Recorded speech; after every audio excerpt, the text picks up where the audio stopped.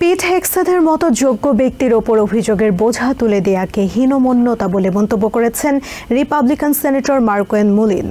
আর Republican senator Johnny আর্নস্টের প্রশ্নের উত্তরে Hegseth বলেন তিনি সামরিক বাহিনীতে কাজ করার সময় নারী পুরুষ সমতাকে শ্রদ্ধার চোখে দেখেছেন। ডিফেন্স সেক্রেটারি পদে হেগসেথের মনোনয়ন অনেকটা রীতি বিরুদ্ধ হলেও যোগ্যতা দিয়েই তিনি দায়িত্ব পালনে বদ্ধপরিকর থাকবেন বলে আশা করেন রিপাবলিকান সেনেটর রজার ভিকার। মঙ্গলবার সেনেটের শুনানিতে তারা এসব কথা বলেন। ডিফেন্স সেক্রেটারি হিসেবে নবনির্বাচিত প্রেসিডেন্ট ডোনাল্ড ট্রাম্পের মনোনয়ন পাওয়ার পর থেকেই সাবেক সামরিক কর্মকর্তা পিট হেগসেথের বিরুদ্ধে যৌন অসদাচরণ সহ মাত্রাতিরিক্ত মদ্যপানের অভিযোগ ওঠে।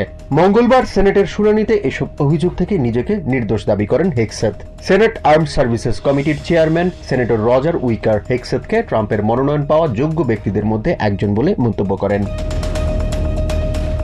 সেনেটর উইকার বলেন, হেগসেথের ব্যক্তিগত জীবন নিয়ে যারা অভিযোগ তুলছেন তাদের জানা উচিত সাবেক এই সামরিক কর্মকর্তাকে তার সহকর্মীরা সমর্থন করেছেন।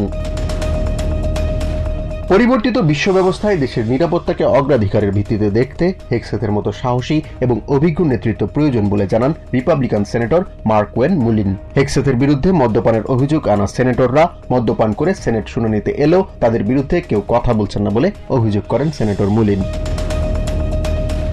ভুল স্বীকার করার পরও কোনো ব্যক্তিকে কাঠগড়ায় দাঁড় করানোর চেয়ে অবিচার আর কিছুই হতে পারে না জানিয়ে মুলিন বলেন, হেগসেথ নিজের ভুল সম্পর্কে যেমন জানেন তেমনি যোগ্যতা বিষয়েও আত্মবিশ্বাসী।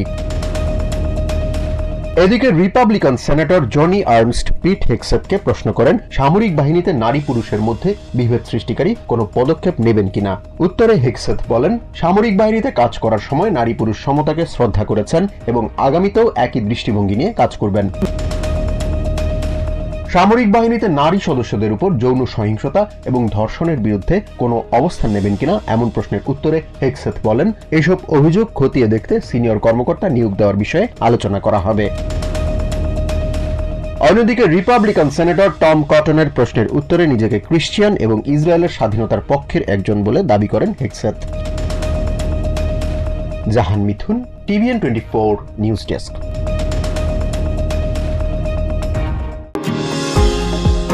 নিউ ইয়র্ক থেকে সম্প্রচারিত TVN 24 টেলিভিশন বিশ্বজুড়ে বাঙালির কণ্ঠস্বর।